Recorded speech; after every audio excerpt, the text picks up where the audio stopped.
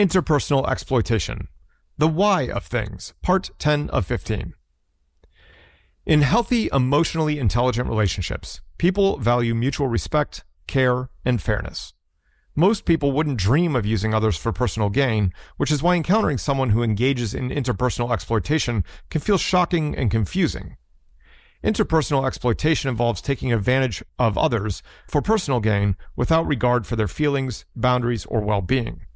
For individuals with cluster B traits, relationships are often seen as transactional, where people are valued based on what they can provide rather than who they are. This kind of exploitation can range from subtle manipulation to overt selfishness, and it often leaves those on the receiving end feeling used, depleted, and disrespected. What it is: the act of using others for personal benefit, be it for resources, status, emotional support, or validation, with little to no consideration of the other person's needs or desires. Exploitation can take many forms, from financial manipulation to emotional coercion, and it often feels like the individual views people as tools or a means to an end. What it isn't: asking for help or support in a balanced, reciprocal relationship. In healthy dynamics, people naturally help each other, but there's a clear difference between genuine support and exploitation. In exploitation, the giving is one-sided, and the taker shows little regard for what they give in return or how their behavior impacts others.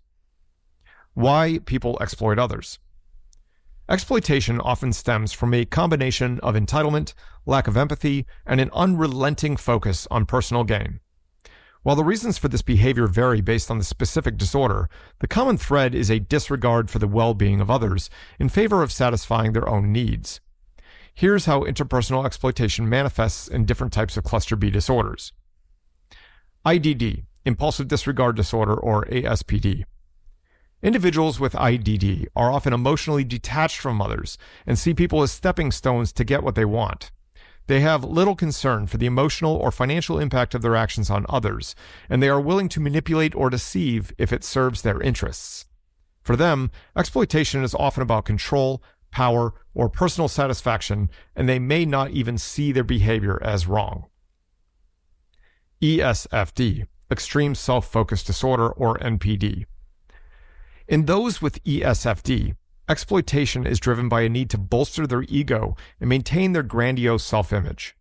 They may surround themselves with people who admire and validate them, using these individuals to reinforce their sense of superiority.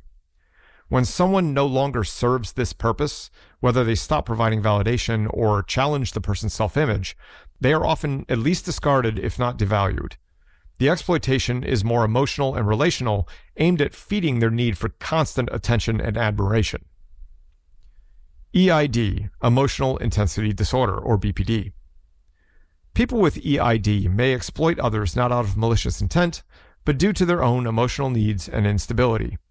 They might drain others emotionally by constantly seeking reassurance, support, or validation. Because they experience such intense emotional states, they may not recognize how demanding or exploitative their behavior is. Their focus on their own emotional survival often blinds them to the toll their needs are taking on those around them. DASD, Dramatic Attention Seeking Disorder, or HPD. For individuals with DASD, exploitation often revolves around their need for attention and admiration. They may use others to stay in the spotlight, surrounding themselves with people who will give them constant praise or emotional support. When the attention wanes, they may move on to someone else who will provide it. Their exploitation is typically more performative, designed to keep the focus on them at all times, regardless of the impact on others. The impact of interpersonal exploitation. Being exploited in a relationship is emotionally draining and can leave you feeling used, unappreciated, and betrayed. The person doing the exploiting often does not recognize or care about the impact their actions have on others. Over time, this can erode trust, damage self-esteem, and lead to feelings of resentment or worthlessness in those on the receiving end.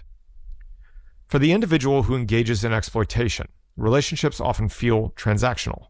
They view others as resources rather than equal partners, and once they've taken what they need, they may discard the person or move on to the next.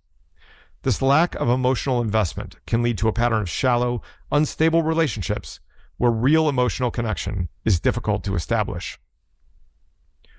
Protecting yourself. If you find yourself in a relationship where you feel used or exploited, it's essential to recognize that this dynamic is not healthy or sustainable. Setting firm boundaries around what you will and won't tolerate is crucial.